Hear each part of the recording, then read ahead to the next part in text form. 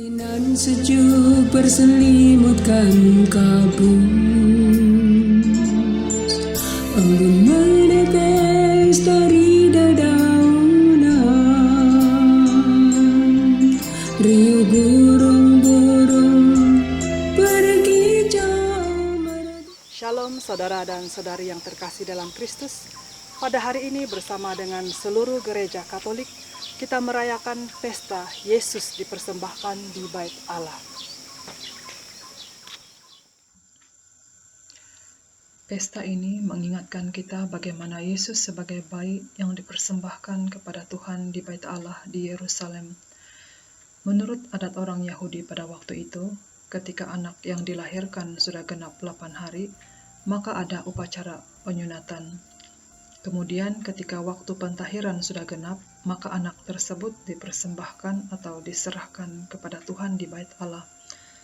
Hal tersebut juga dilakukan oleh Yusuf dan Maria karena mereka adalah orang yang taat kepada hukum Allah.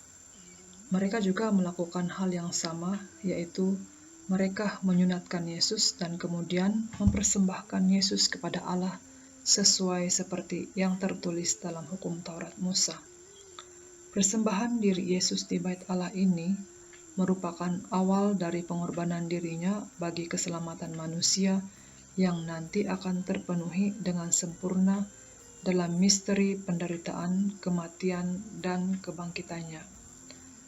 Kisah Yesus dipersembahkan di Bait Allah ini dapat kita temukan dalam Injil Lukas bab 2 ayat 21 hingga 32. Saudara dan saudari yang terkasih dalam Kristus, apakah pesan yang kita terima dari pesta Yesus dipersembahkan ini? Apakah kita menyadari bahwa setiap kali kita menyertai atau ambil bahagian dalam perayaan Ekaristi, itu juga merupakan penyerahan diri kita kepada Allah?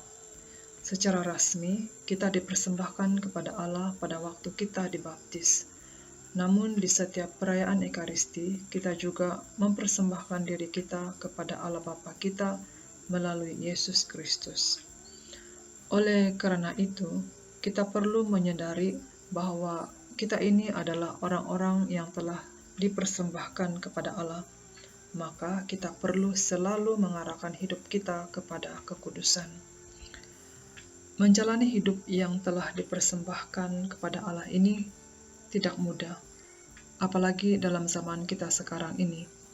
Oleh karena itu, kita sangat-sangat memerlukan Roh Kudus untuk membimbing kita dalam kehidupan sehari-hari, sehingga kita mencapai tujuan hidup kita, yaitu Allah sendiri.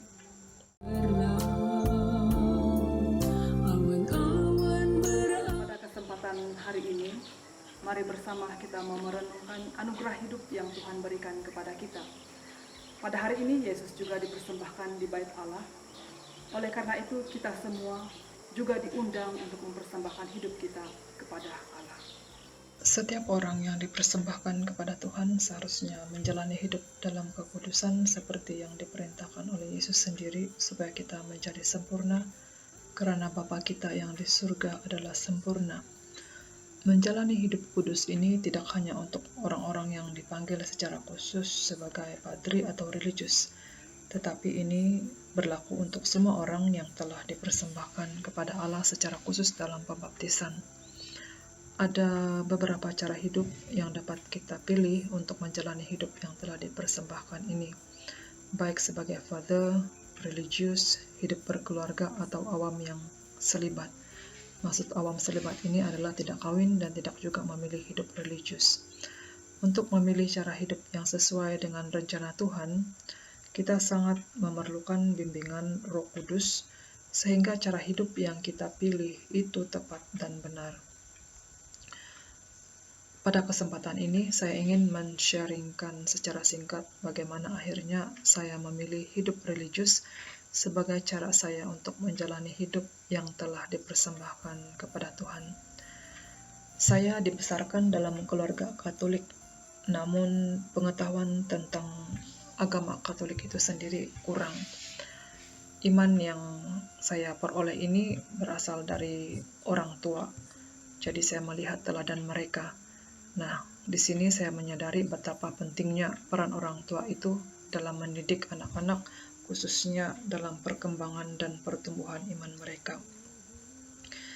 Sejauh yang saya ingat, ketertarikan untuk hidup sebagai religius ini berawal ketika pertama kali saya melihat ada beberapa orang sister yang sedang berlutut dan berdoa di gereja, di mana saya dan keluarga selalu mengikuti misa hari Minggu. Pada waktu itu, saya berumur kira-kira antara 9 atau 10 tahun. Nah, ketika saya melihat sister tersebut, dalam pikiran saya bertanya, siapakah mereka ini? Akhirnya saya bertanya pada ibu saya dan dia mengatakan mereka itu adalah sister. Dan ibu saya juga menjelaskan bahwa mereka itu selalu berdoa kepada Tuhan Yesus dan membantu orang melalui doa-doa mereka. Kata-kata mereka berdoa dan mendoakan semua orang itu sangat menarik hati saya pada saat itu. Sehingga dalam hati saya mengatakan, pada suatu hari nanti saya juga mau menjadi seperti mereka. Nah, dalam berjalannya waktu dan dalam jatuh bangun mengikuti Yesus, akhirnya setelah mempertimbangkan banyak hal, saya memutuskan untuk hidup sebagai religius. Saya percaya bahwa hidup yang saya pilih ini bukan atas kehendak saya sendiri, tetapi sudah direncanakan oleh Tuhan sejak semula, seperti yang dikatakan dalam Injil Yohanes bab 15 ayat 16. Bukan kamu yang memilih aku, tetapi akulah yang memilih kamu. Tuhan memilih saya bukan karena saya baik atau layak, tetapi karena kebaikan Tuhan Yesus itu sendiri. Dan Yesus juga mengatakan bahwa Dia datang bukan untuk orang yang benar, tetapi untuk orang yang berdosa. Tidak ada kebaikan sedikit pun yang dapat dilakukan oleh manusia kalau bukan karena rahmat Allah itu sendiri. Seperti kata Santo Paulus kepada jemaat di Efesus, sebab di dalam Dia Allah telah memilih kita sebelum dunia dijadikan supaya kita hidup kudus dan tak bercacat di hadapannya. Jadi hidup yang dipersembahkan ini tidak lain adalah hidup kudus dan tidak bercacat di hadapan Tuhan. Santo Yohanes Paulus II juga mengatakan bahwa kita semua dipanggil untuk menjadi kudus. Jadi tawaran untuk hidup kudus ini untuk semua orang. Maka saudara dan saudari, marilah kita bersama-sama merespon, menanggapi tawaran ini, sehingga kita menjadi semakin serupa dengan Allah, karena kita semua ini adalah gambar dan rupa Allah. Tuhan memberkati kita semua.